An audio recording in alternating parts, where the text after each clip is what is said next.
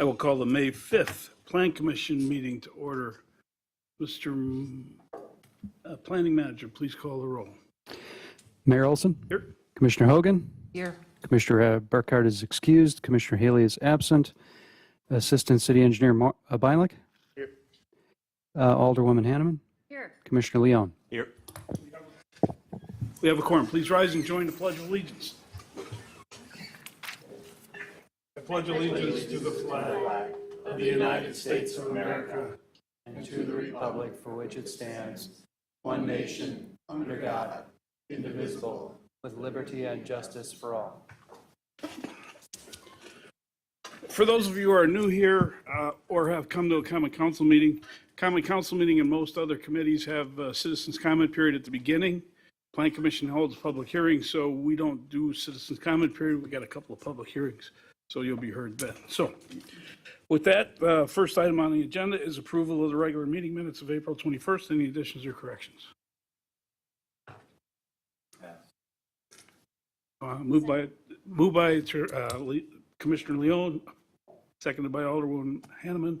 All those in favor of the motion to approve signify by saying aye. Aye. Any opposed? Motion carries.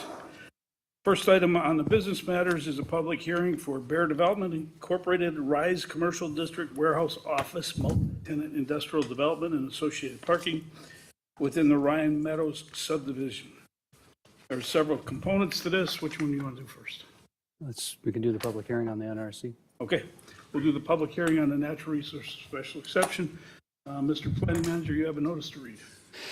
City of Franklin Plan Commission will hold a public hearing on Thursday, May 5th, 2022 at 7 p.m. in the Common Council Chambers of the Franklin City Hall, 9229 West Loomis Road, Franklin, Wisconsin 53132, to take public comments regarding an application by Stephen R. Mills, President of Bear Development LLC, on property owned by Loomis and Ryan Incorporated, and Gurjit Singh and Gurmit Kaur, requesting approval of a special exception to natural resource feature provisions to permit the disturbance of the following: 14,939 square feet of wetland buffers, including 11,558 square feet of temporary impacts and 3,381 square feet of permanent impacts, and approximately 13,416 square feet of wetland setback, including 228 square feet of temporary impacts and 13,188 square feet of permanent impacts, with proposed impacts to mature woodlands which impacts do not exceed the protection standards of the Unified Development Ordinance. The applicant is proposing mitigation measures for wetland resources and for mature woodland impacts. This proposal is for property generally located at the end of South Monarch Drive in the Ryan Meadows subdivision, south of West Loomis Road, west of South 112th Street, north of West Oakwood Road, and east of South 124th Street. Such property being zoned M1 Limited Industrial District, R2 Estate Single Family Residence District, and C1 Conservancy District. Tax key numbers 891-1084-000 and 938-9994-004.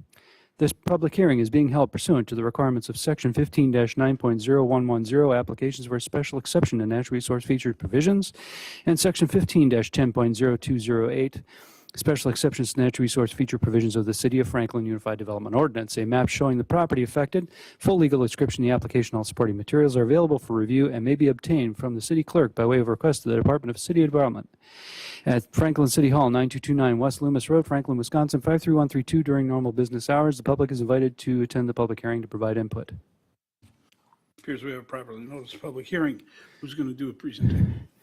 It's going to be split, Go ahead. but we'll cover the NRSC first. The way this works, folks, is the staff will give a report on what we're going to be talking about and what we're looking for in the public hearing. The applicant will get a chance to come up and answer any questions that staff has or the commission has. Then we'll open the public hearing, and then the applicant can come back and address any questions from the public hearing if so appropriate. Staff. The property is located as shown on the map. This is essentially at the end of South Monarch Drive in the Ryan Meadows subdivision. Next slide. This is the property. The natural resource protection plan is submitted by the applicant, showing all of the available or existing natural resources on the properties generally. The property has quite a bit of wetland shown on it, as well as a little bit of woodland area. The applicant is proposing, next slide, this is the total rundown of all the nature resource features as evaluated. property, the applicant is proposing impacts to the required protected wetland buffer and setback. The wetland buffer is the first 30 feet from the delineated wetland measured horizontally, and then the next from 30 to 50 feet out is the wetland setback. The applicant, next slide, is proposing the impacts as shown. I think, I can't see it. Okay, why don't you go to the next slide? This one shows more comprehensively the areas of disturbance as proposed. The applicant is proposing a series of temporary impacts, which are primarily grading impacts to manipulate the ground around within the wetland buffers and setbacks. And then they're also proposing permanent impacts, which are primarily pavement, portions of 5 of the buildings, and some fencing. That's really all there is to it. They are proposing mitigation measures, as you can see on the screen. They're proposing to provide wetland buffers and setbacks in different locations, which will be subject to conservation easement. They've also proposed a restoration plan, which was included with your information, which will include typical wetland seed programs and vegetation. And that's all there is to it on this particular application. That's it.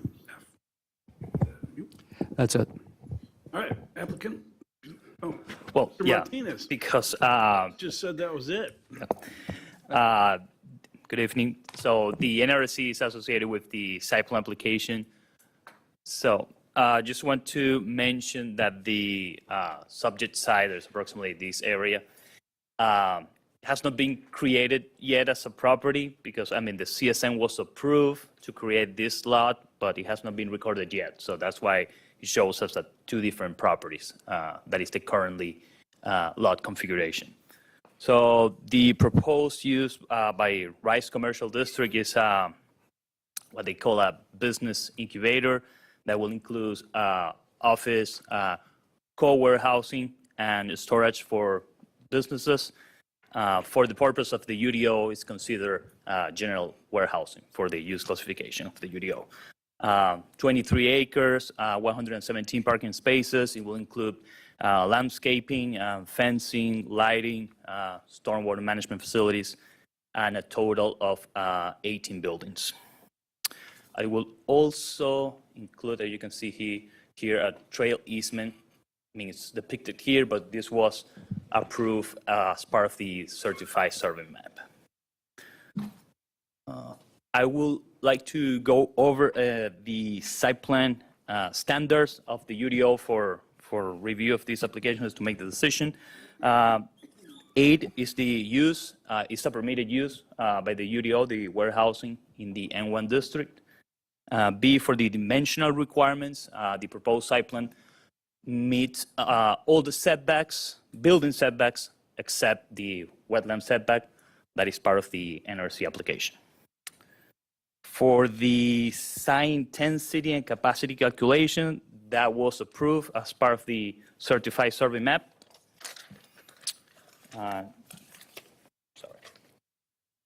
Is the use and design provisions. The proposed site plan complies with what is the required landscaping, lighting, parking that is required under the UDO. However, staff would like to know for the decision for consideration of the Plan Commission that, for example, this building here, it's almost like 400 feet of the closest parking space. There's no a UDO standard that requires like a minimum distance between buildings, but that is just a comment by staff for consideration of the commission. Relation to the existing streets, I would like to mention that the applicant is requesting a waiver for the driveway width. So the maximum per UDO is 24 feet at the property line. So, and they are requesting 34. And they're also requesting an increase of the width at the edge of pavement. So that is for consideration of the Plan Commission.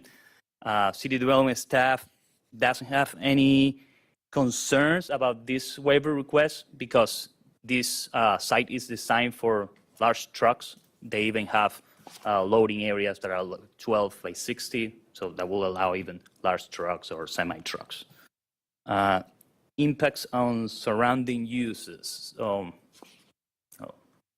to the sunny. So this area here that is shown as residential has been rezoned for industrial. So I would like to mention that. And the property to the east, it's zoned residential. So what staff is suggesting for that is that here in this section of fence here, and that is as part of the recommendation of the resolution, to change that from a chain link fence to a privacy fence, just to avoid any light trespass from vehicles into the residential area. Okay, for you, though, for those of you in the audience, there is another piece of land here that's been shown on the other drawings that's not part of this development. Correct. Can you go back one? Yep. These parcels here are not part of the plan. And the fence line is right here, Correct. just so you know. And by the way, we've moved on to a separate section of what we're dealing with tonight. The public hearing is only on the natural resources. So, Okay. For natural resource protection, I would like to mention that there's a portion of fence here that was not included in the natural resource special exception. So, I mean, the site plan will not approve any impact to natural resource area that should be, or that will be reviewed as part of the natural resource special exception. For the required landscaping, just a technical correction that is in the resolution, that is just to adjust the species of evergreen trees. There's not a big change for that. Emergency vehicle accessibility. The applicant has provided truck turning movement for the large trucks that will go around the site. There is only a staff recommendation that is included in the resolution that is just to place no parking signs in front of these buildings because, I mean, if there are vehicles parked here, it will not allow the trucks to do the movement. However, there's no proposed parking in that area. It's just for future customer or patrons to the site. And there is a final comment about another waiver that the applicant is requesting, that is to the curb and gutter. So by the UDO, curb and gutter is required for all parking and drive areas. So there are zone areas that doesn't have any curb and gutter, so the applicant is requesting a waiver. Staff doesn't have any issues except for two areas. This area here, because it would be impacting the wetland buffer, so it would be close to the wetland. However, the grading will not direct water into the wetlands, but staff is still recommending curb and gutter on that area. And here, let me show you here, because there is a dumpster and it's relatively close to the wetlands, so we are recommending curb and gutter here in this area too. That is the comments by staff.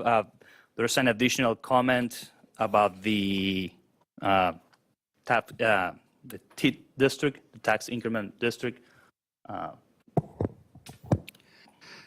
you want me to get into this, Jesse?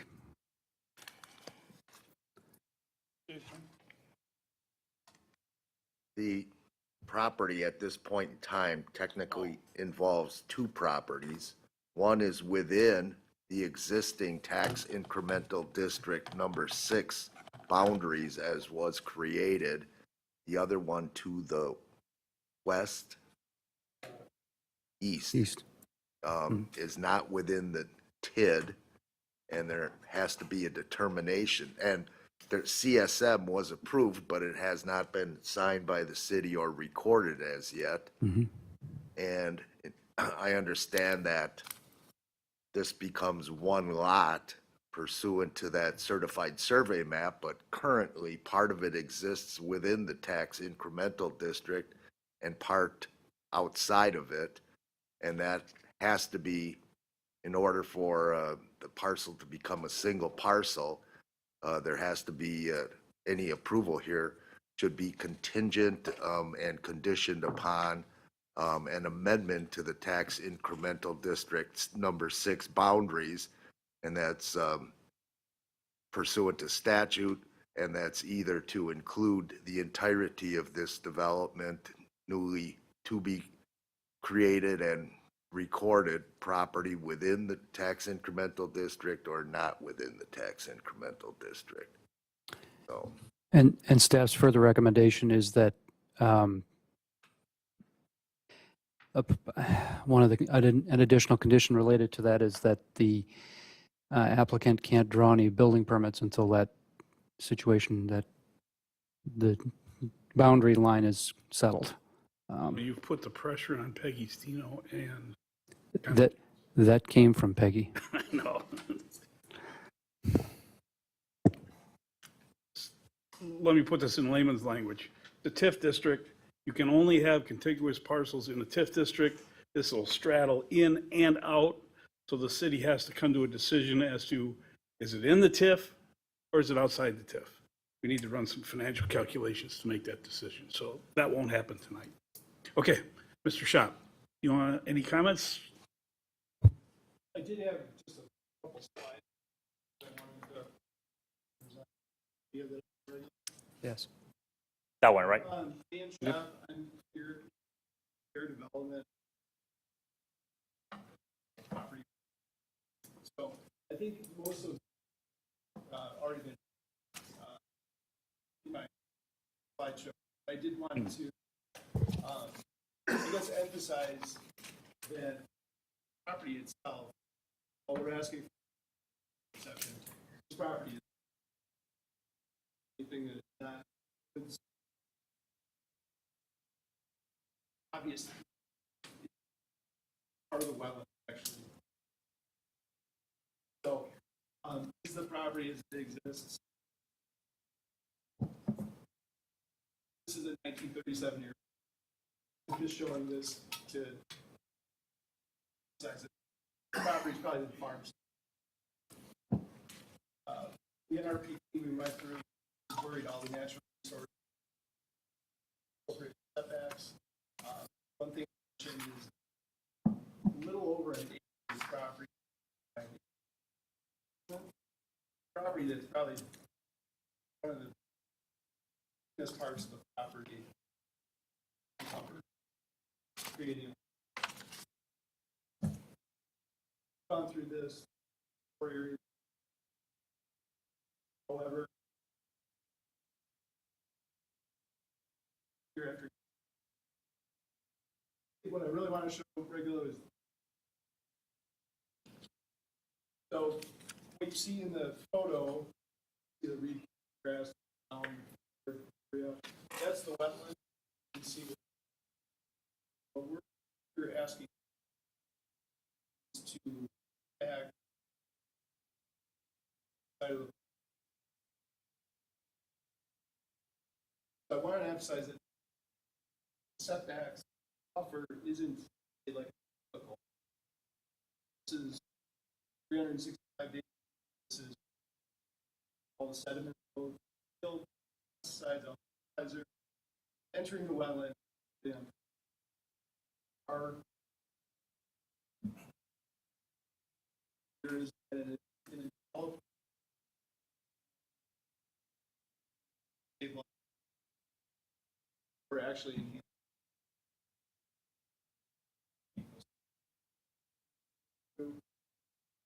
Again, there's the wetland edge.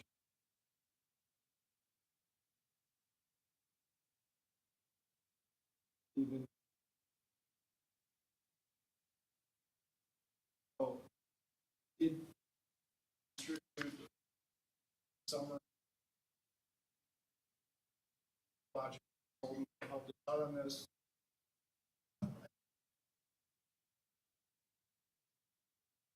This wetland is at more risk. Present use is from that's in a nutshell. impacts. Do you need this? That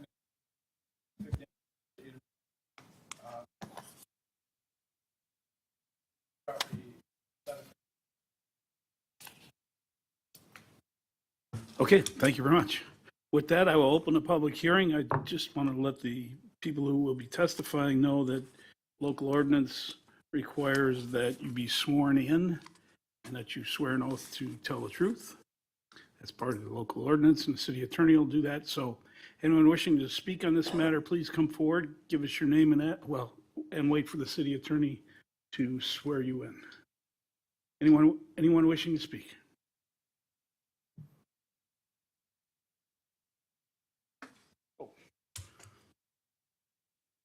Mrs. Davis. Would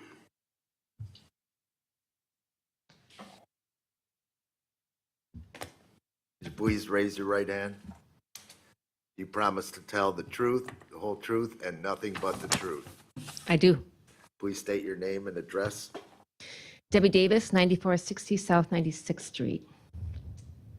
Thank you. So I'm concerned about the exception. I appreciate what you're saying about the agricultural land, but I'm still concerned about the encroachment. My understanding is that, that there was agreements with Sewer Pack when the Rhine Creek Interceptor went in. Also, when the TIF was presented, my understanding is that there was a guarantee with the borders that the wetlands and the buffers and the conservation easements would not be impacted. I'm concerned about the idea of mitigation. We have a lot of failed mitigation projects in Franklin, and even some of the successful ones. I heard on NPR just last week, the Wetlands Association or whatever, Wisconsin, said after 25 years of studying these mitigations, there's still no comparison between the mitigated areas and natural areas. So I'm concerned about that. I also understand that this is a self-imposed hardship, and we see it with so many developments, that people come in and it's like one request for encroachment after another. And because this is self-imposed, I would rather that the buildings be slightly smaller or less buildings so that that's not encroached on. And although I'm 100% against granting this exception, I also know in regards to mitigation, I know that DNR has this, I'm not sure what it's called, like a mitigation bank or something. So it's hard to do a mitigation project and then to monitor it for years and make sure it's working. So on a state level, I believe there's an option. You can just write a check and then they buy more wetland. And I would prefer, if this is passed, and I hope that it's not, I would prefer that maybe the mitigation, rather than being on this private land and having to be monitored, and for how many years will be monitored, that funding for that mitigation would actually go to the city of Franklin, perhaps to purchase part of the parkland near the Franklin Savannah. So I wanted to make that suggestion, even though I'm opposed to granting the exception. So I think that's most of what I want to say. Thank you. Thank you very much. Anybody else? Anybody else wishing to speak on this matter? Ms. Mayor, good evening. Good evening. You promise to tell the truth, the whole truth, and nothing but the truth. I do. Please state your name and address for the record. Suzanne Mayer, 9733 West Ryan Road, Franklin. And I have a question regarding when the Ryan Creek Interceptor was put in, there was an agreement with Sewer Pack that they were committed to preserving the conservation easements within the sewer area, and that they would do any required oversight over the proposed changes to the conservation corridor areas. And I'm just wondering if that report or whatever information you received from Sewer Pack can be included in this report. And I think it was Planning Report 176. I'm not sure on that. I'm assuming you guys know that. Thank you. Thank you very much. Anybody else? Anybody else? Seeing no one else rise, I will close the public hearing on this matter. Mr. Shop. I'm here really just for any. As far as mitigation, you're not eligible.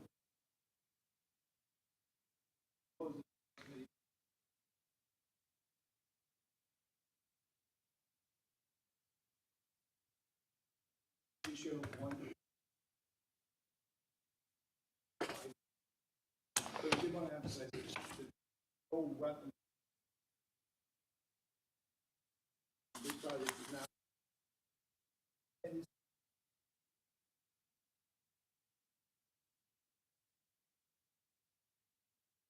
Questions from the commission for the applicant? Okay, without objection, we can move on to the action item. Well, any questions on the site plan? Any questions on the waivers? 3 of them. Curb and gutter. And the street right-of-way opening. Okay. Any other questions? Given that, on the special exception, is there a motion to recommend approval of the Stephen R. Mills, President of Bear Development LLC Natural Resource Features Special Exception pursuant to the standards, findings, and decision recommended by the Plan Commission and Common Council and consideration of the Environmental Commission's recommendations and inclusion of? And conditioned upon and contingent on the adoption of an amendment to the boundaries of tax incremental district number 6 and the execution of and obtaining the recording of the certified survey map for the subject property by the city. Is there such a motion? Moved by Alderman Hanneman, seconded by Commissioner Leone. Discussion of that motion. Seeing none. All those in favor of the motion signify by saying aye. Aye. Any opposed? Motion carries. The vote is 1, 2, 3, 4. 4 ayes, no noes, 2 absent, no abstentions. Motion carries. With that, we move on to the, we want to do the site plan first, don't we? Waivers first? Okay. Is there a motion to waive the required standards under section 15-5.0207B, openings for vehicular ingress and egress, stating it shall not exceed 24 feet at the street right-of-way and 30 feet at the roadway? Is there such a motion? So moved. Second. Commissioner Leone, Commissioner Hogan. All those, any discussion? Alderwoman Hanneman. Just a quick question. Is this contingent, bear the same contingencies as the city attorney gave for the previous?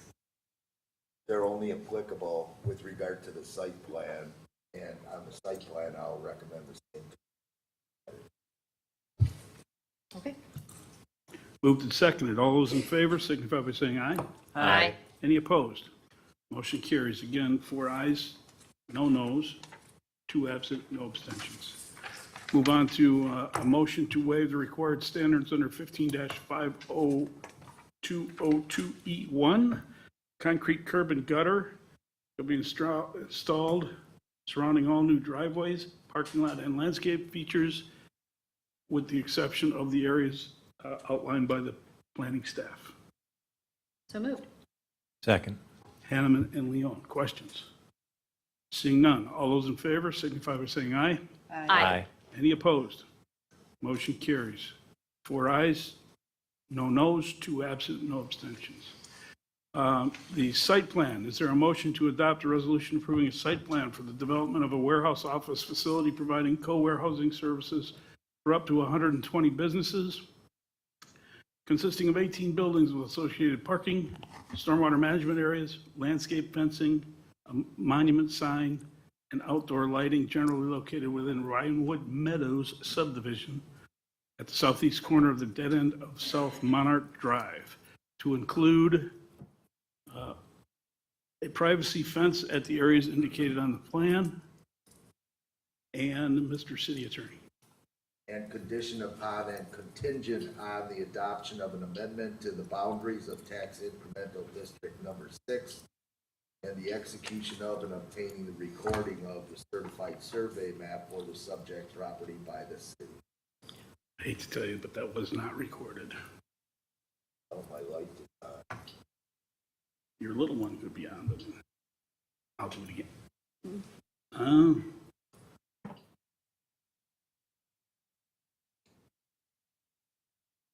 I'll do it. Please, again. Conditioned upon and contingent on the adoption of an amendment to the boundaries of tax incremental district number 6 and the execution of and obtaining the recording of the certified survey map for the subject property by the city.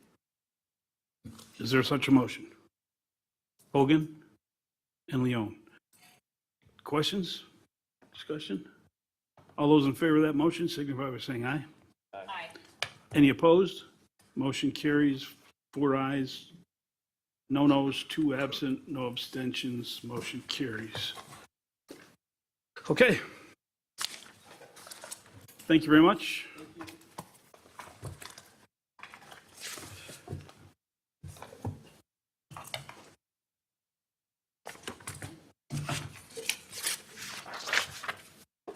Next item on the agenda is Carly Blake and Jacob Mutter, future single-family residence development. This is a rezoning and a natural resources special exception. The first thing we'll do is the rezoning. And Mr. Planning Manager. Commission will hold a public hearing on Thursday, May 5th, 2022 at 7 p.m. in the Common Council Chambers at Franklin City Hall, 9229 West Loomis Road, Franklin, Wisconsin, 53132, to take public comments regarding an application by Carly J. Blake and Jacob W. Mutter on property owned by Crescent Construction Incorporated to request approval of an ordinance to amend the Unified Development Ordinance zoning map to rezone a certain parcel of land from R8 Multiple Family Residence District to R6 Suburban Single Family Residence District, a total of 3.45 acres, on a parcel located at the abrupt west dead end of West Lake Point Drive, identified as tax key number 839996007. This public hearing is being held pursuant to the requirements of Section 62.23, Sub 7D2 of the Wisconsin statutes and Division 15-9.0200 of the City of Franklin Unified Development Ordinance. A map showing the property affected, full legal description, the application, all supporting materials are available for review and may be obtained from the city clerk by way of request to the Department of City Development, Franklin City Hall, 9229 West Loomis Road, Franklin, Wisconsin, 53132 during normal business hours. Copy of the proposed ordinance in draft form is available and open for inspection by the public in the office of the city clerk at the Franklin City Hall, same address during normal business hours. Public is invited to attend the public hearing to provide input. The proposed amendment is subject to revisions following public hearing and the further considerations by the Planning Commission and the City of Franklin Common Council. It appears we have a properly noticed public hearing on the rezoning. Mr. Eddy, highlights. Mr. Martinez, highlights. Ms. X, now we've talked to most of the staff of the zoning department. Ms. X, please. Yep, it's your favorite planner, Planner X. So for the rezoning portion of this, and there are 2 applications before the commission this evening. This property was previously reviewed by this commission as part of a certified survey map to remove the outlot designation from certified survey map number 6416. The property is 3.45 acres. That previously approved certified survey map also dedicated a 2,269 square foot area to the city. Can we skip ahead? Thank you. To be a portion of a driveway connecting at the stub of Lake Point Drive. So this property is located at the foot of the unimproved Lake Point Drive. And they will be dedicating a portion to the city by a certified survey map that was already approved. So the lot is currently zoned R8 Multifamily Residence District. The applicant wishes to construct a single-family home on the lot, which would be permitted in R8 zoning with the application of, with the request for a special use. So the current zoning allows for 5 dwelling units. Under the site intensity calculations that's performed, that includes consideration of the wetlands and natural resources on the property. And then the setbacks are shown. So the applicants, since they want to have a single-family home that relates a little bit better to the neighborhood, the neighboring properties to the east are R6 zoning, and staff is recommending, and they have applied for a rezoning to conform to that zoning district. So they would be able to have 1 dwelling unit under the site intensity there, and then the setbacks are altered to be a little bit more protective of the neighbors. So the future land use of this property is primarily natural resources, but that's not intended to preclude development of any kind. And so given the circumstances of the application, we're recommending approval of this application. So the applicants are here to answer questions, and I can also canvass the NRSE next. For people in the audience who are not familiar, the house would be right about here. Driveway comes up like that and comes back down and goes into Lake Drive. No? The next slide shows the location of the proposed house, so. Okay.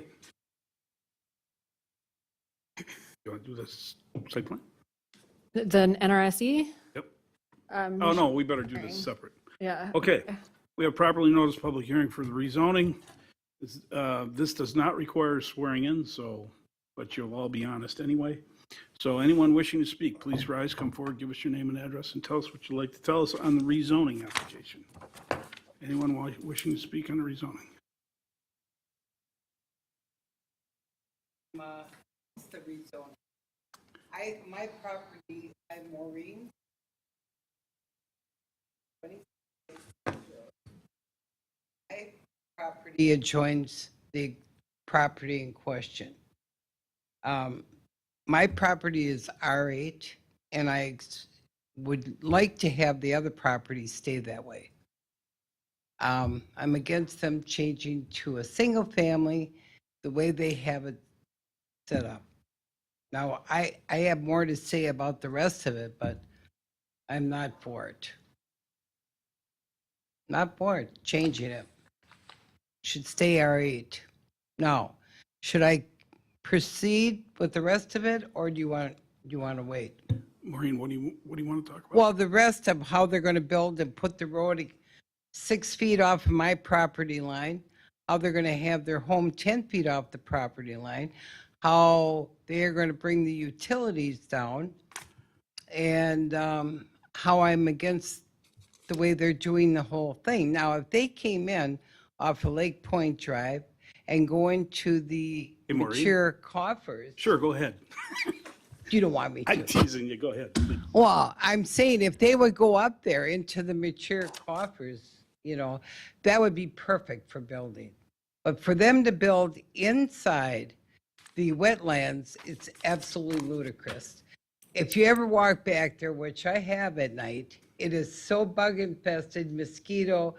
I mean, they are going to use all types of repellents to take care of it. How are they going to maintain that driveway? Are they going to have a plow come in? Are they going to salt it? Believe me, it's pretty treacherous back there, the way they have it set up. So I am totally against the whole structure of what they're proposing.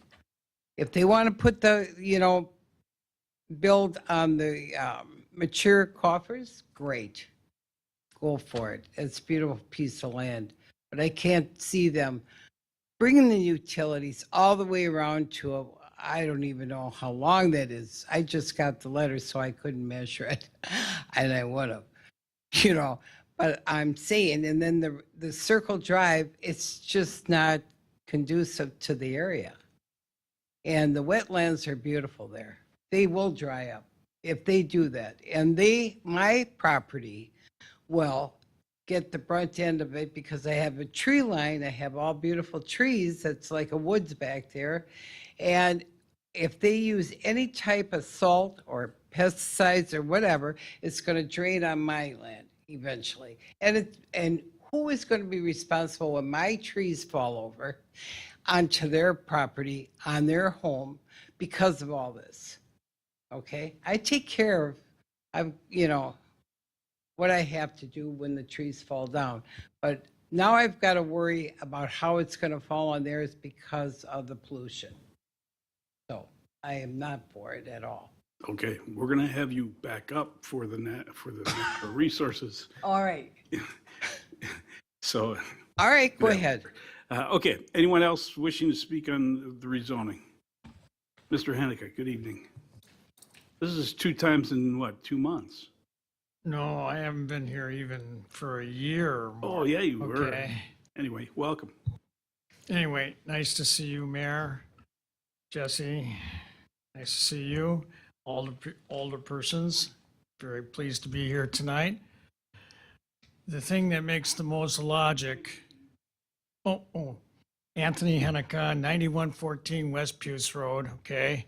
I'm 2 properties over. But what makes the most sense, quite frankly, is this. I can speak loud enough for everybody to hear. Here's where the sewer is, and they can build their house up there, which is very nice area, okay? Up here. The utilities are closer, everything else is closer as well. So, sit there and do all this bullshit, okay? Now, around here, this, and all the way back. I'm sorry, it just does not make any sense at all. They can come right off of West Lake Point Drive. And come down here if they want to build their house here. Either way, %. Okay, thank you, Mr. Haneke. Anybody else on the rezoning? Yes, sir, good evening. Good evening, Mayor and folks. Steve Wamser, 8724 West Cascade Drive, Franklin citizen. Just looking at the site plan and seeing what's going on, it seems to make sense what they want to do there and how long their utilities are and how their driveway is and house is set. Seems to be the decision of the property owner rather than the rest of the community. So I think it looks like a nice setup. So I approve. That's it. Thank you. Thank you, Mr. Wamser. Anybody else on the rezoning? This is strictly the rezoning, not the placement of Don't the care house. about zoning.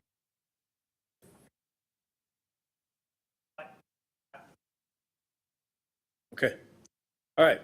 With that, I see no one else rise. So I'll close the public hearing on the rezoning. Let's just go on with the public hearings if you don't mind, and then we'll do all the motions at once. Okay, so we have a natural resources special exception, public hearing notice. Mr. Planning Manager. The Franklin Plan Commission will hold a public hearing on Thursday, May 5th, 2022 at 7 p.m. in the Common Council Chambers, Franklin City Hall, 9229 West Loomis Road, Franklin, Wisconsin, 53132. Take public comments regarding an application by Carly J. Blake and Jacob W. Mutter on property owned by Crescent Construction Incorporated, requesting approval of a special exception to natural resource feature provisions to permit the disturbance of approximately 1,730 square feet of wetland setback for permanent impacts, including grading, installation of a driveway, and installation of green infrastructure stormwater areas, as well as 8,410 square feet of mature woodland, not exceeding the standards for allowable disturbance by the Unified Development Ordinance. This request is contingent upon approval of a concurrent rezoning application to rezone to R6, Suburban Single Family Residence District. This proposal is for property approximately 3.45 acres in size and specifically located at the west dead end of West Lake Point Drive on the east property line of the parcel abutting the northwest portion of Lake Point Estate Subdivision, zoned R8 Multiple Family Residence District, tax key number 8399996-007. This public hearing is being held pursuant to the requirements of Section 15-9.0110, applications for a special exception to natural resource features provisions, Section 15-10.0208, special exceptions to natural resource feature provisions of the City of Franklin Unified Development Ordinance. A map showing the property affected, full legal description, the application, all supporting materials are available for review and may be obtained from the city clerk by way of request to the Department of City Development at Franklin City Hall, 9229 West Loomis Road, Franklin, Wisconsin, 53132 during normal business hours. Public is invited to attend the public hearing and to provide input. Appears we have a properly noticed public hearing on the special resources, on the natural resources special exception. Ms. X, Thank you, Mayor. So for this portion of the review this evening, the natural resource special exception is a request to impact a portion of the wetland setback. And for clarity for everyone present, the wetlands on the property have been delineated by an assured delineator, meaning someone who is a biologist, went out and identified the boundary of the wetland, which is this line shown on the drawing here. In Franklin, we protect additional natural resources, which is a 30-foot buffer from that line and then a 20-foot setback. So the buffer itself, in general, we don't allow encroachments of any kind. Within the setback, you can change the grading of the site, but if you install permanent facilities, in this case a driveway, you must request a natural resource special exception. So the applicant is proposing to install the driveway that we've discussed a little bit. They are proposing 1,730 square feet of wetland setback impact to do so. So let's see if I can skip ahead. Those areas, so if this is Lake Point Drive, this is the north of this drawing, the driveway will circle around and will encroach here on the setback in this area and here on the setback.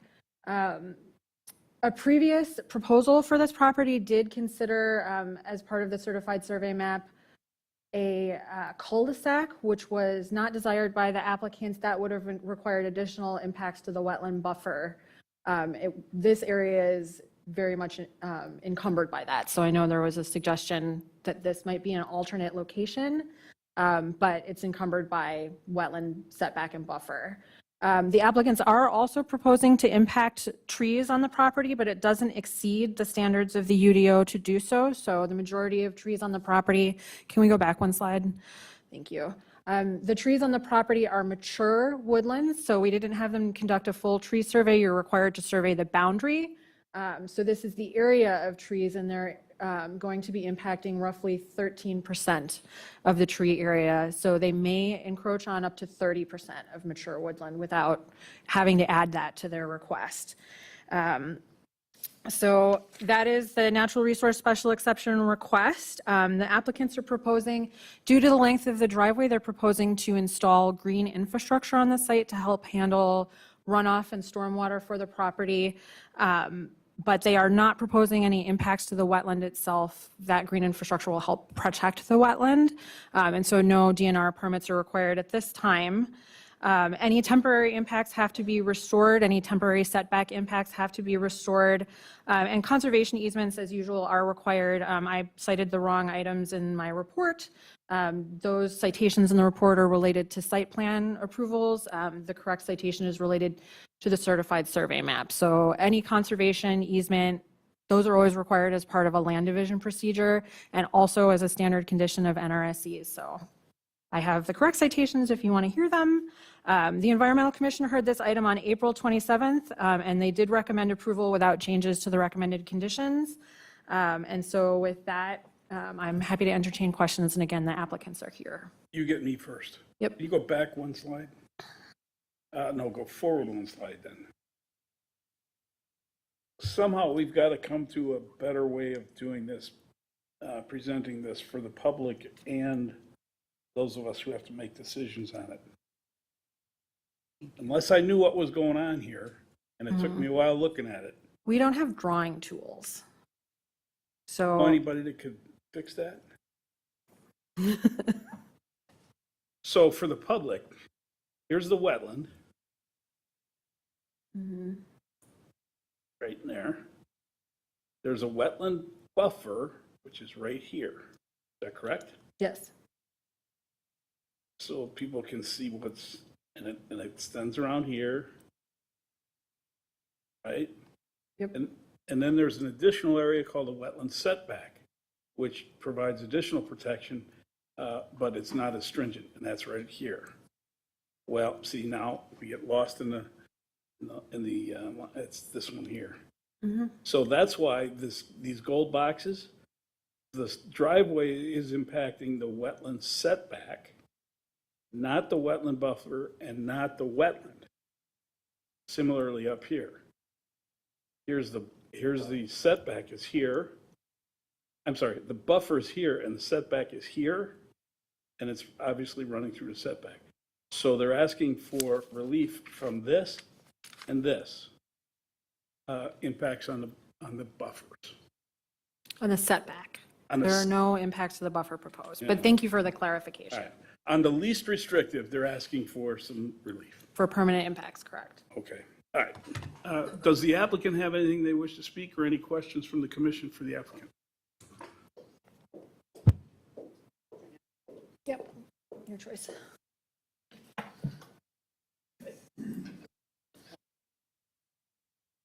We need your names and addresses, please. Carly Blake, currently at 6426. Hear me now? Is it okay? Okay. Carly Blake, this is my husband Jacob Mutter. We're currently at 6426 South 35th Street in Franklin. This is a parcel that we're in the process of purchasing and obviously looking to build a single-family home on. We have been at this process for definitely well over 450 days at this point with the city, partnering a lot with Tyler and with Marion on this. The design, I know there's concern around the design, the expanse of the design. The design has been drawn, much to our financial concern. Obviously, this is a very expensive design. We have had to get creative intentionally to be able to maintain as much of the positive natural resources that are on the parcel itself. One thing that I don't think any of our potential neighbors have noticed noted in this case is the severe amount of buckthorn, invasive buckthorn that is on this parcel. You can see on the top right of this diagram here that in fact it was delineated of sorts by the wetland biologist who had helped us with the wetland delineation itself.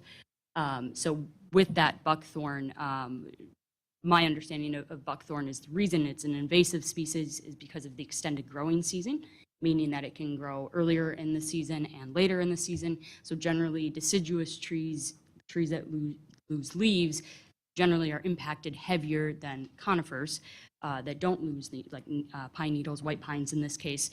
And therefore, we had intentionally put the home in areas of higher intensity buckthorn compared to areas that would just naturally mitigate buckthorn in a much more reasonable manner. So that is the reason for the design. It is a much more expensive design than some of the proposals that we heard tonight.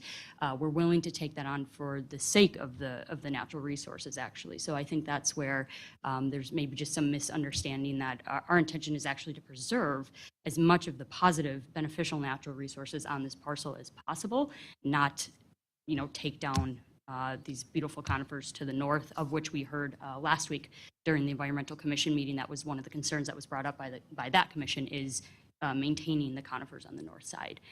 So I think that's, in terms of, Marion had commented already on our green infrastructure plan. We're in the process of finalizing that with Tyler and his team. So that's definitely something that we plan to make sure that wetlands, which we've heard from the biologist herself, beautiful set of wetlands. We want to make sure we can serve that as much as possible. So we do plan to mitigate any stormwater runoff as much as possible through our green infrastructure plans as required. Anything, Jacob? Nope. Okay. With both presentations, one from staff and one from the applicant, we're ready for the public hearing. Again, this is natural resources special exception. We're interested in hearing your thoughts on the setback and the impacts on the area. So you will be sworn in this matter. Is there anyone wishing to speak on this matter? The public hearing is open. Is there anyone wishing to speak on this matter?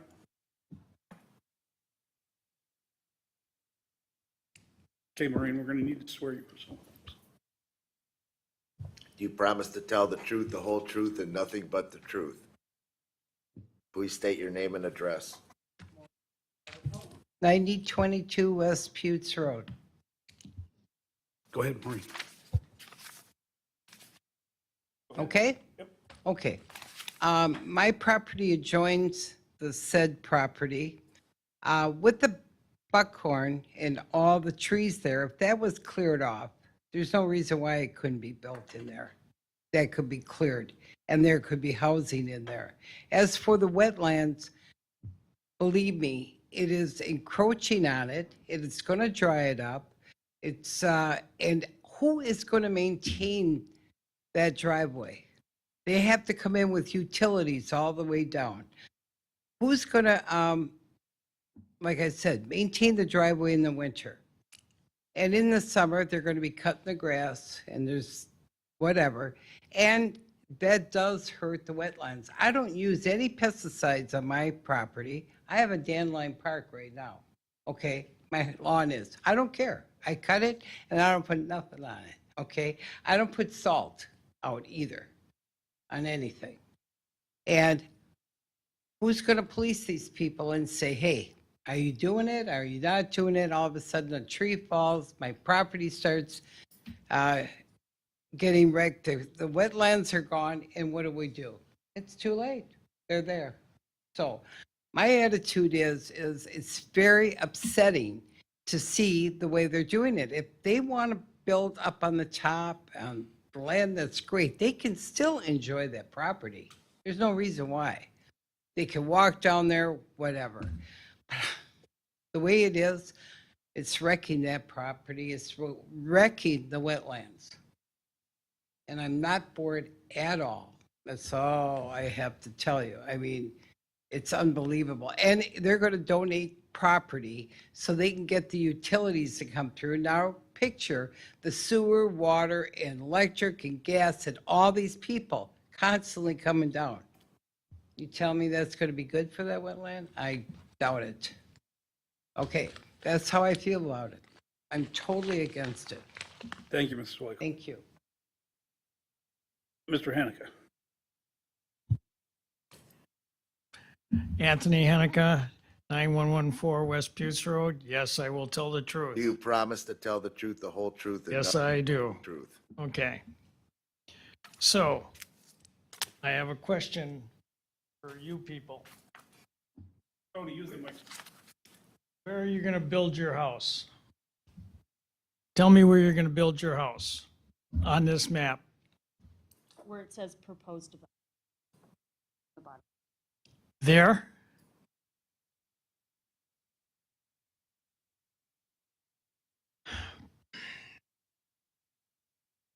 Why wouldn't you build your house? That's okay. Why wouldn't you build your house up here, looking over this wet all the way? Come in from here. You know you can hook into the sewer. Electricity is there, cable is there, all this other stuff is there. Instead of going through all this rigmarole to get to here, which would probably be about where my house is over there and just off my fence line. So that I'm not particularly thrilled about either. Would you like me to wait till the end? Or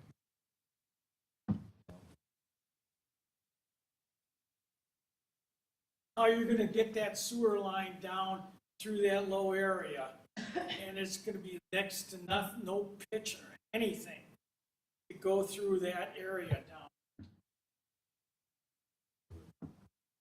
Okay. Raise your right hand. Do you promise to tell the truth, the whole truth, and nothing but the truth? I do. State your name and address, please. Carly Blake, 6426 South 35th Street. Go ahead. So in response to, is it Mr. Henneke's Hanukkah. concerns? So we did very much consider putting the house on the north side of this parcel. It wasn't an oversight. It was intentional where we're putting the house. for the reasons that I had stated earlier related to protecting the natural resources on this parcel. I understand from an outsider's view looking in that this seems to be a very significant impact to this piece of property, but I can assure you taking down those white pines on the north side of the parcel to place a home, which we would absolutely need to do, there's not enough space in between them to place a home, would have much more detrimental impact to not only the parcel itself, but the wetlands.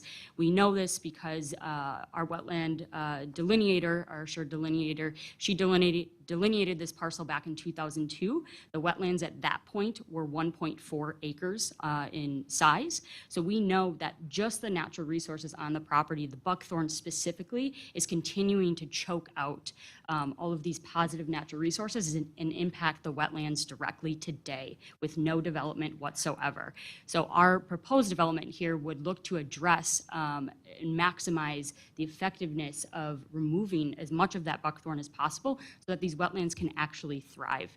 In terms of the concerns of the road extension and the utilities, that was never our decision. That was something that the city has required us to do. Obviously, that is a large cost on our part, and we have agreed to that cost to make this work and try to meet the needs of all departments for the city. It was required working with the engineering group. We're within a certain amount of distance from where those utilities sit today, and therefore the ordinance states that we must connect to them. We've had a lot of discussion, I think Tyler can attest to that, on that requirement and that need, because it is very expensive for us to do that.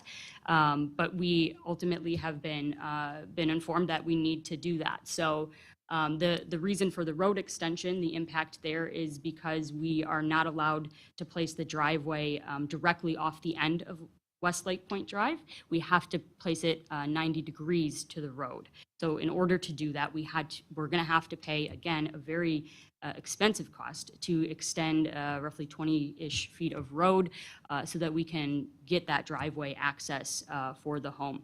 So, I mean, at the end of the day, I definitely understand the concerns of the neighbors.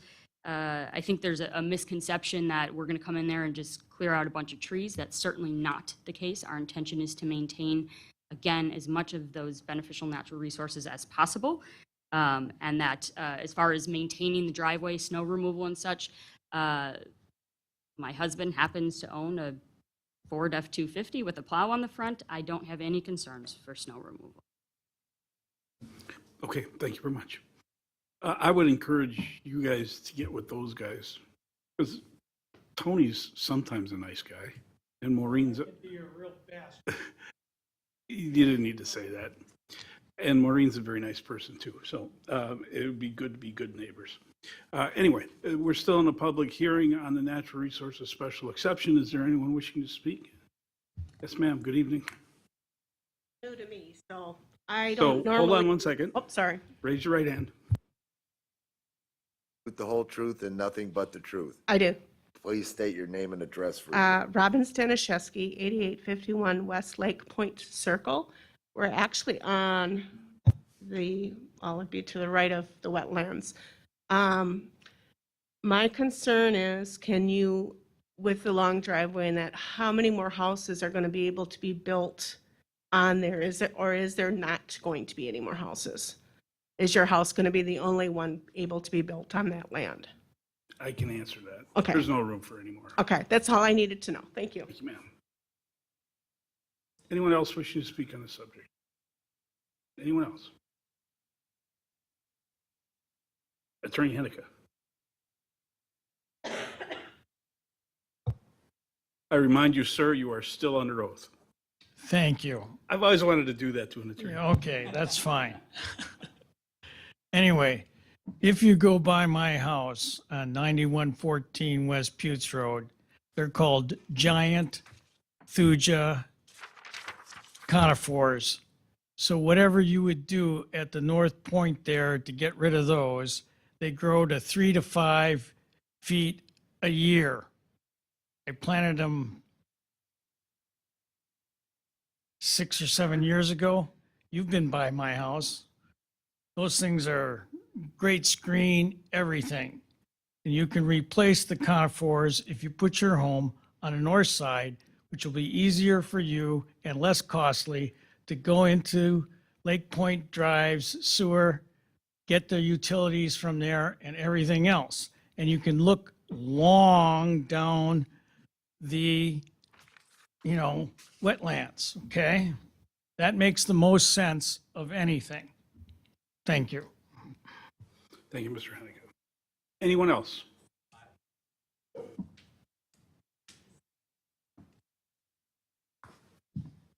Mr. City Attorney. Good evening. Hold on. You promise to tell the truth, the whole truth, and nothing but the truth. I do. Please state your name and address. My name is Andy Mabry. I live on 8633 South 89th Street, and I live one house to the south of the property. And I only have a question regarding this, and there's a lot of conversation about setbacks. So there's the 30 feet, which I understand, and then what is the purpose of the 20 feet, the additional 20 feet? Why is that part of the rules? Ms. X. So the 30-foot setback is an area where you can't do any development or any grading or Right. remove any vegetation, and that's intended to create a buffer of plantings Right. around the property. But within the setback, that's an additional area where you can't construct anything. So it means that you can't put in any what's called impervious surface that would prevent water from filtering into the wetland without approval. So that's the 20-foot setback. You are allowed to mow, but we do require that if there are disturbances that you put back native plants. So you couldn't put in Kentucky bluegrass or something like that. So Okay. it's an additional buffer to the buffer. Okay, and so what they're asking for tonight is to put a driveway over the top of the 20 feet in two sections. Correct. So my next question is, how often do we approve things like that in residential cases? I mean, are there other situations to reference where we've said it's okay to do that? This type of request is not infrequent, but it's becoming more frequent because of the prevalence of wetlands in Franklin. So, the city recently approved a multifamily development with actual wetland impacts and then the buffer and setback that are attendant. So, So what goes into consideration? Is it just everybody's opinion that we should do it or shouldn't do it, or is there a set of guidelines that we're all required to follow in order to impact the 30 feet, the wetland itself, or the 20 feet? Are there specific things that when these folks come to you and say, hey, we want to go over this 20 feet, and you say to them, here, you got to do this, and then you can request it? Yep. So yes, there's a set of standards that are set by the ordinances. So Okay. the city has what's called the Natural Resource Protection Standards. Okay. Part 4 of our Unified Development Ordinance. And if I get too technical, please be like, hang on, what? Yeah. But the applicants are required to respond to a questionnaire that's part of the ordinances. So these applicants provided responses to, sorry, I have too many sheets of paper. That's okay. You can just explain it to me. Yeah, so they provided responses to the questions that are in the ordinances. So they asked questions like, did you consider alternatives? And what were the things that made you not choose the different designs? Are there other locations that you could have considered? In this case, they did look at other properties in the city. Are there other ways that you could try to not impact this? What types of natural resources are present? In addition, are there protected species that are over and above what are normal species? Well, the ordinances locally don't have any requirements. Right. Have you met all the requirements of both the federal and state agencies to proceed? So in this case, they don't require any permitting because it's just a local ordinance, but that is called, it's responses to standards. So that's, in this case, what we're doing is a type of variance, and you have to show that it would not be possible to do the development proposed without the exception. Okay. So my last question, I promise, one question answer leads to another. So why do we have the 20 feet?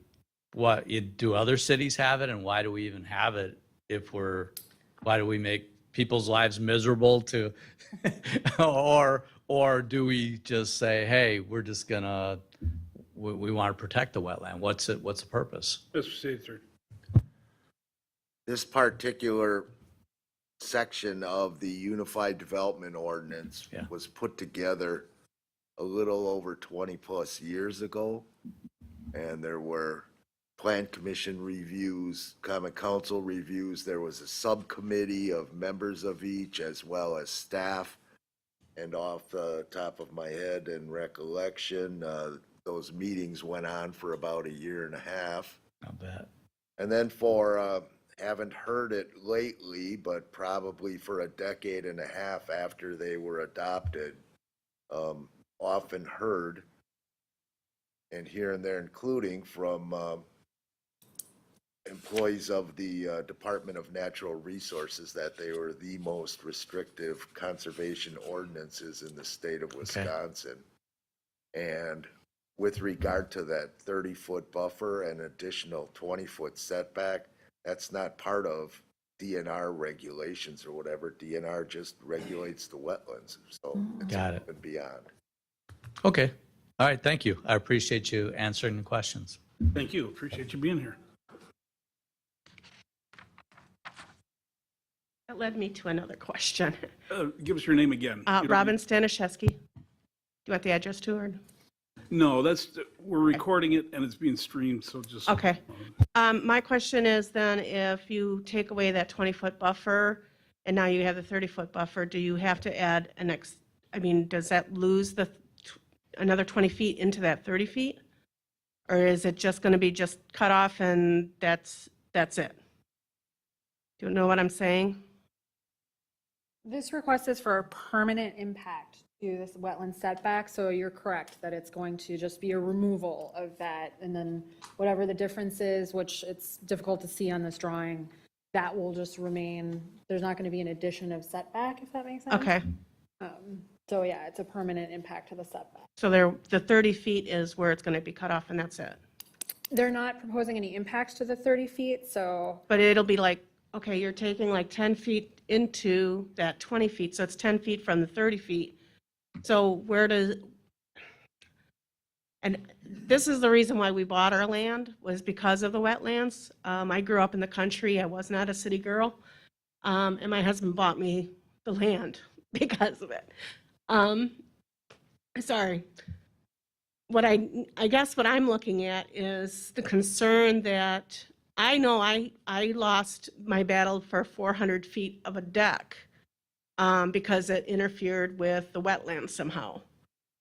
So when we built our deck on the back, we could not do a wraparound because the corner of our house apparently was on that corner of the wetlands. So now if they go 20 feet to the 30 feet, how much of their house or property, their landscaping, how much of that can go towards the wetlands without them risking going over? They're not permitted, and they have not requested to impact the 30-foot buffer. And in fact, one of the recommended conditions of approval is that they put in markers for the buffer. Okay. So that they know where it is. We're also requiring construction fencing during grading and site development. That is in order to protect the wetland buffer, because again, there will not be a request or approval of buffer impacts today.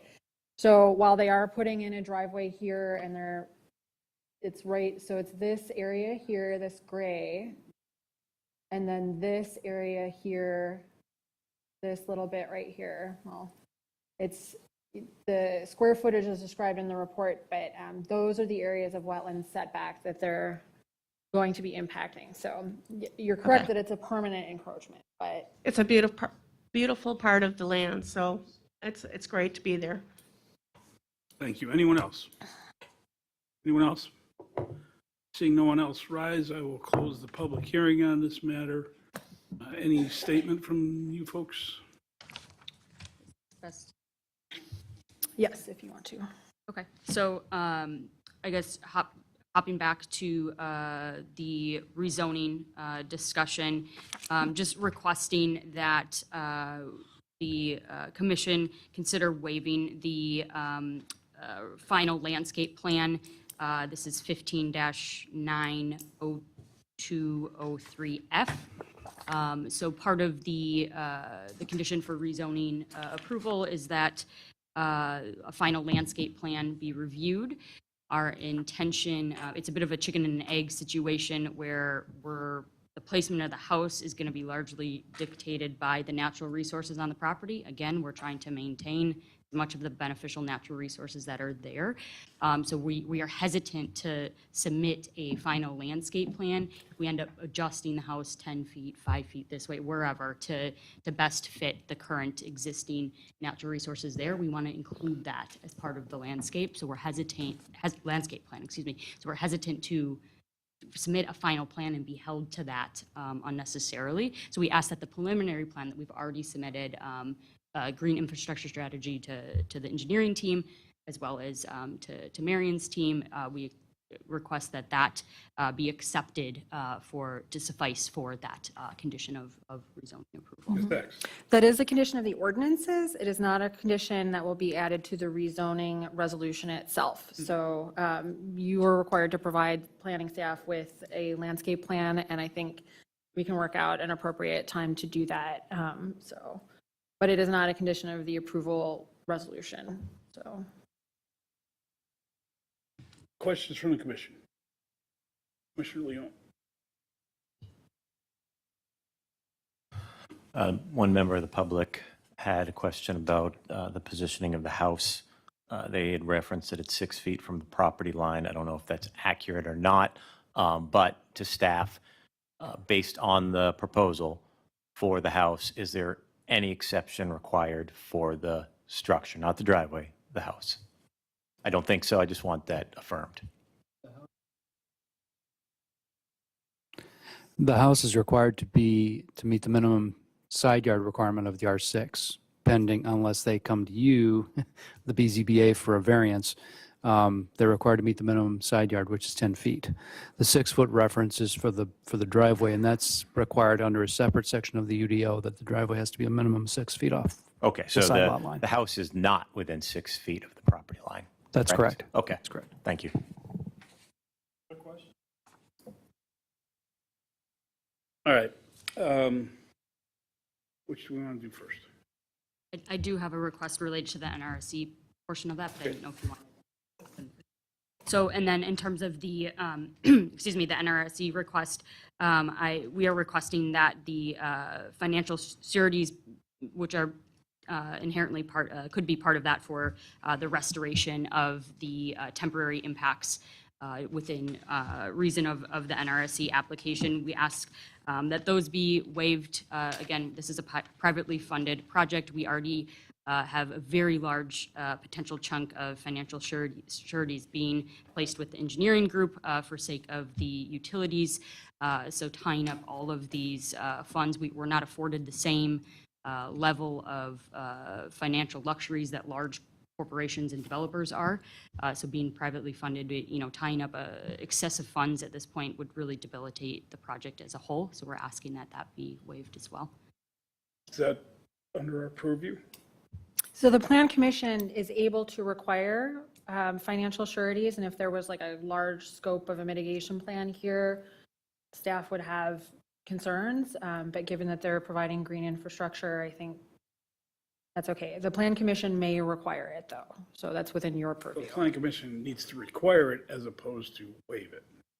Correct. So there's in the draft standard finding and decision with the recommendation of Environmental Commission, there is a requirement for landscaping financial sureties. So it's part of condition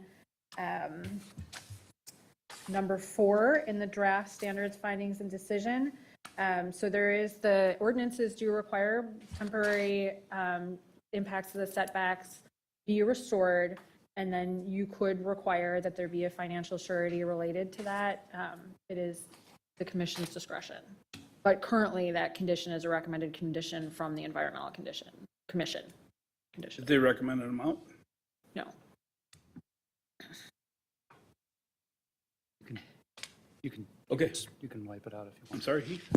You can If you want it, if you don't see any reason to have it, because they're already putting in green infrastructure, you can easily just strike that particular condition out of the standards. The issue I have is we don't know what that green infrastructure is. Yeah, do we? Yeah, we know. Tyler knows. It's being coordinated with the engineering department, so I did not include it in the presentation, but they have 2 rain gardens that are proposed. One will be located,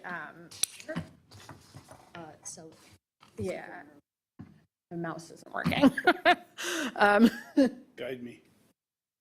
Oh, no, go back. Use that. There, your mouse is You working. got- Thank you. that.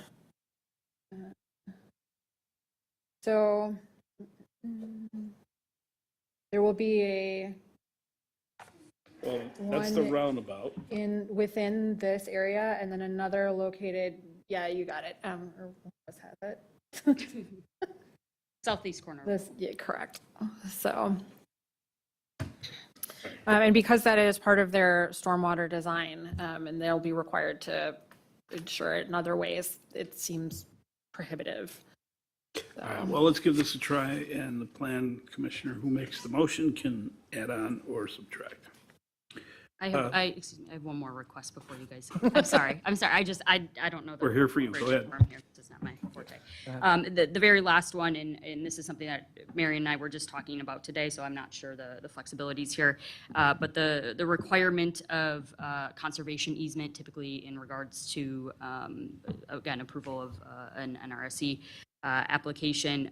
We know just by default of state standards that nearly 50% of this parcel is already conserved of sorts with the designation of the wetland. At this point, in our opinion, our proposed conservation easement boundary, which we can see here on the NRPP, would mimic the 30-foot buffer around that wetlands. So in our opinion, it's redundant. It's already protected. It's under ordinance. Wetlands itself is already protected under state standards. So, to go through that process to us seems just to be redundant, more paperwork, more time, more money to push that through. I think we've shown throughout this project to multiple commissions and of course the Common Council previously that our intention here is to conserve as much as possible. That is why we are taking on extra cost, why we're taking on about every application the planning department has. That's why we're taking on, all of these pieces and spent the last over 450 days going through this, is because we are trying to maintain the beneficial natural resources on this parcel. So I would say, in good faith, we're doing the best we can to conserve, and putting in another conservation easement boundary that is already being protected by ordinances and state standards seems to be redundant in our opinion. So we're requesting that isn't imposed upon us at this point. Okay, same holds true with that, but I will offer you my opinion. I would prefer to see it as a conservation easement. The simple fact is that we're making an agreement with you today for that 30 feet. That 30 feet can change in either direction at any time based on a decision of the Common Council. So my view is that that agreement needs to be codified in a conservation easement.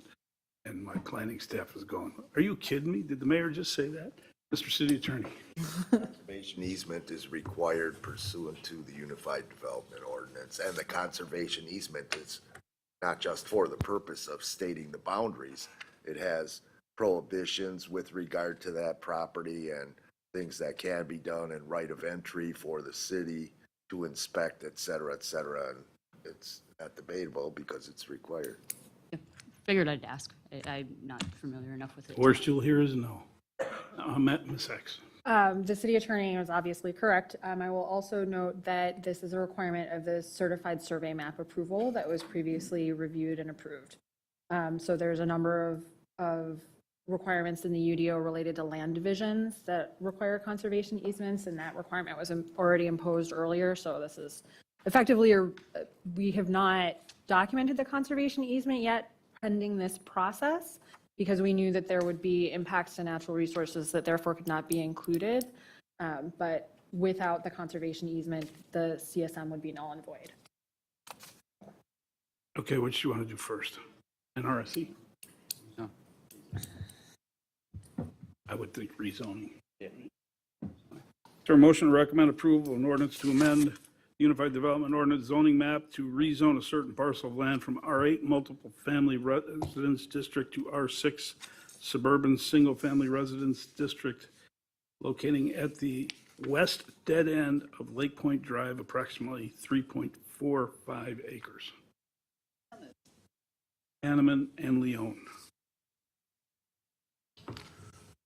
Any discussion on that motion? All those in favor of the motion signify by saying aye. Aye. Any opposed? Motion carries, 4 ayes, no noes, 2 absent, no abstentions. Let me give this a shot, and then you guys can change it. With regards to the natural resources special exception, is there a motion to recommend approval of the Carly J. Blake and Jacob Mutter? I was right the first time. Natural resources features special exception pursuant to the standards, findings, and decisions recommended by the Plan Commission and the Common Council consideration of the Environmental Commission recommendations. And whoever makes the motion, add your thoughts on financial surety. I will make that motion with the exception of the requirement for financial surety. Second. Motion is made by Alderwoman Hanneman, deleting the financial surety, seconded by Alderwoman, former Alderwoman, now Commissioner Hogan. Discussion of the motion. Seeing none, all those in favor of the motion signify by saying aye. Aye. Any opposed? Motion carries. Again, the vote is 4 ayes, 2 no noes, 2 absent, no abstentions.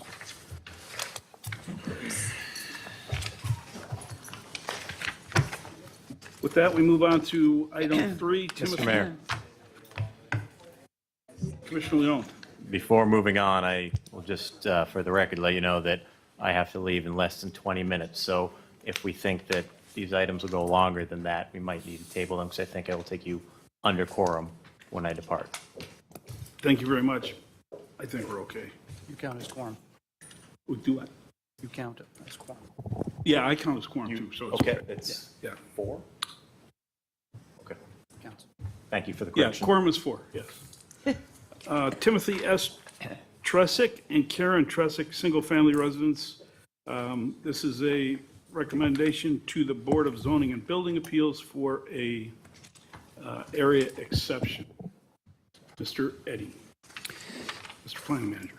City of Franklin Plan Commission will hold a public hearing on Thursday, May 5, 2022 at 7 p.m. in the Common Council Chambers at Franklin City Hall, 9229 West Loomis Road, Franklin, Wisconsin, 53132, to take public comments regarding an application by Timothy S. and Karen M. Tresick, property owners, to request approval of an area exception from Table 15-3.0204 of the Unified Development Ordinance to increase the permitted lot coverage of the property from the maximum permitted 15%, or 4,177 square feet, to 17.68%, or 4,923 square feet, to allow for the installation of an in-ground pool, pergola, and paved areas on property zoned R3E Suburban Estate Single Family Residence District, located at 9023 West Warwick Way, tax key number 75400840000. This public hearing is being held pursuant to the requirements and standards of Section 15-10.0209 of the City of Franklin Unified Development Ordinance. A map showing the property effective, full legal description, the application, all supporting materials are available for review and may be obtained from the city clerk by way of request to the Department of City Development at Franklin City Hall, 9229 West Loomis Road, Franklin, Wisconsin, 53132. During normal business hours, public is invited to attend the public hearing and to provide input. Mr. Martinez. Thank you, Mayor. This is a request to increase the lot coverage. So the lot coverage is the maximum percent of a lot that can be covered with structures, a house, a garage, a pool, pergola, a deck. So in this case is for adding a swimming pool and a pergola. So this is a swimming pool and this is the pergola. So the maximum lot coverage in this district is 15% of the lot area. And with the area exception, the Board of Zoning and Building Appeals may approve an increase of up to 20% over that 15%. That would result in a total of 18%. So that is... Wait, run that math again. So the maximum is 15%. with the area exception, the BZBA may approve up to 20% over that 15%, resulting in 18%. So the resulting square footage total would be 5,006 square feet, and that is 17.9%. So that may be approved with the area exception. And I just would like to mention that you have a memo with the revised site plan because following the comments of the staff report, the applicant has to make a revisions to be under that 18%. This is the third site plan that the applicant has prepared. The first one was exceeding the impervious surface ratio, so they make a revision, and then they were exceeding the lot coverage, and they made another revision just to be under the 18%. Happy to answer any question that you may have. I would like to add another comment. So this is in the Oaks Estate subdivision that was platted in 2020, just recently. And the next item is a similar request, increase to area exception just across the street. Is the applicant here? Tom, are you going to do this, or the applicant? Do you want to make a presentation, or no? Okay, questions from the, this is a public hearing. I'll open the public hearing on this matter. Is there anyone wishing to speak? Yes, ma'am. Good evening. All you need to do is give us your name and address.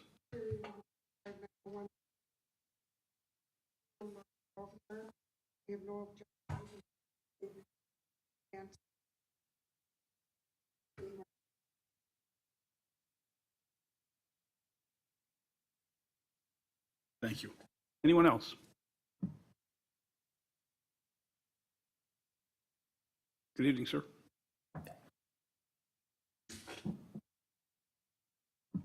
Steve Kleist, I have lot 13. I agree with the previous comments. I think it does enhance the neighborhood. Everything looks good on their lot.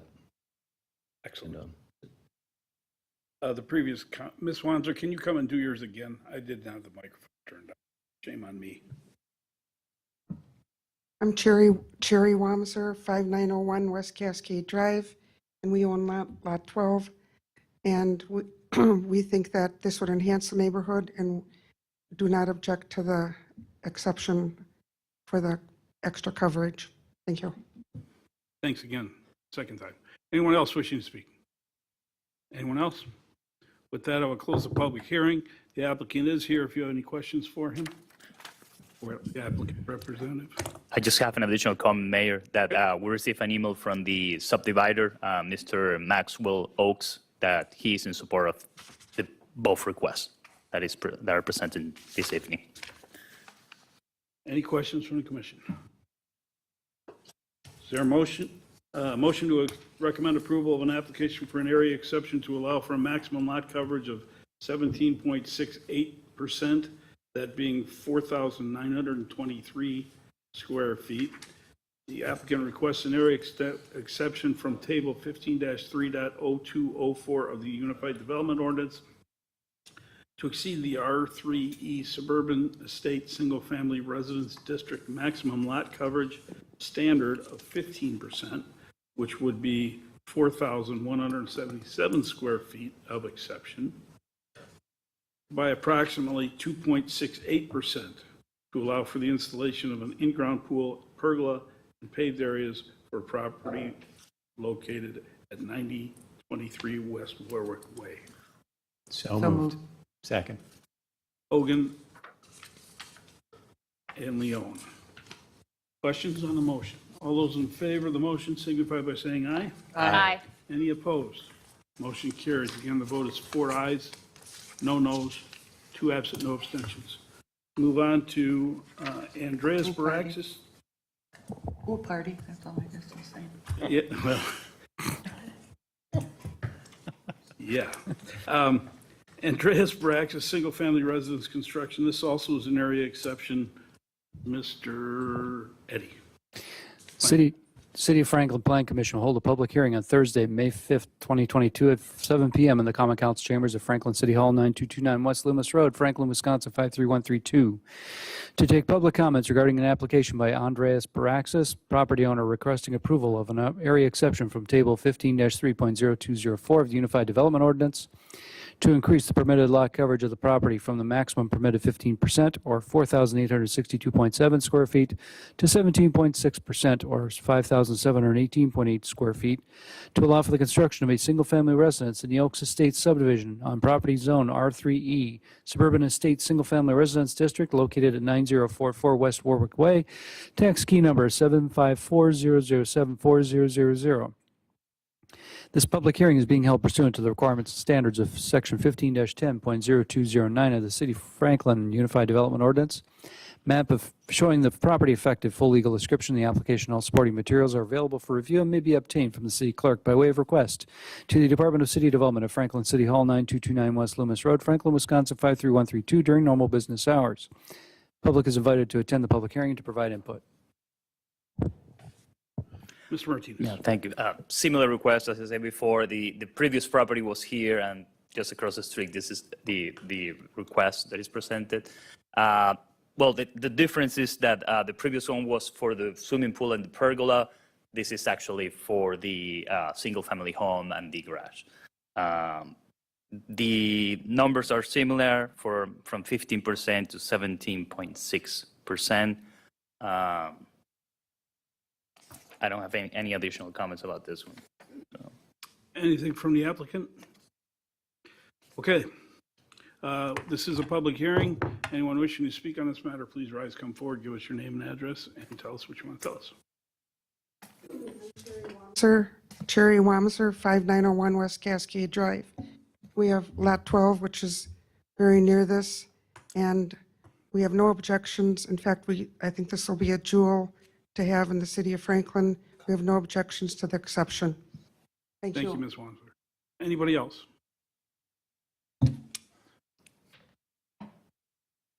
Good evening again. Hi, Steve Kleist, neighbor, lot 13. I think that the footprint of the house nestles nicely into the lot, and I think that it fits well. Steve, give us your address, please. Lot 13, That doesn't work. 4600 West Minnesota Avenue. That works. Thanks. Thank you. Anyone else?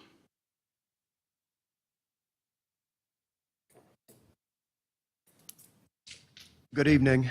My name's Tim Truchik. Presently, I live at 9297 Kensington Way in Franklin. I didn't speak on behalf of my exception. I thought I may appear biased, but I am here to approve the exception that's being asked for in the property that I think is going to be across the street from my new home. I think it looks wonderful, and I ask the commission to approve it. Thank you. And I apologize for butchering your name. That's all right. I'm used to it. Anyone else? Anyone else wishing to speak? Seeing no one else rise, I'll close the public hearing on this. The applicant have any additional comments? Okay. Questions from the commission? All right, we'll give it a shot. Is there a motion to approve an application of Andreas Baraxis for an area exception from Table 15-3.0204 of the Unified Development Ordinance to allow construction of a single-family home in the Oaks Estates subdivision, 17.6% lot coverage from, that's 5,718.8 square feet, exceeding the 15%, which is 4862. Maximum lot coverage standard in the R3 single-family residence district by approximately 2.6% for the property located at 9044 West Warwick. Property is zoned R3E Suburban Estates, single-family residence district. Tax key is listed. Hanneman and Leone. All those in favor signify by saying aye. Aye. Any opposed? Motion carries. Thank you very much. Go forth and build. Next item is the Challenge Tower relocation. We spoke about this last meeting.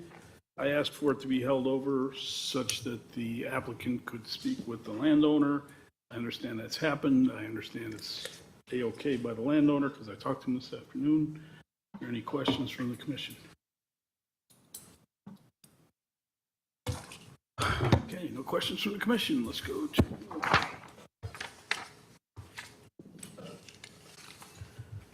their motion to adopt a resolution amending the site plan for the property located at approximately 7011 South Ballpark Drive to allow for installation of a proposed 50-foot high challenge tower, and the tax key is listed.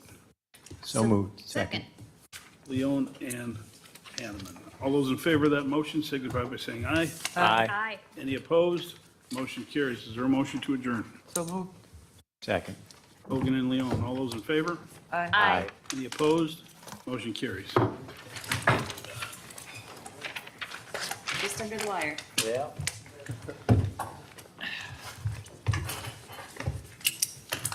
Did you hit the screen? Did you hit the screen? Yeah, I did.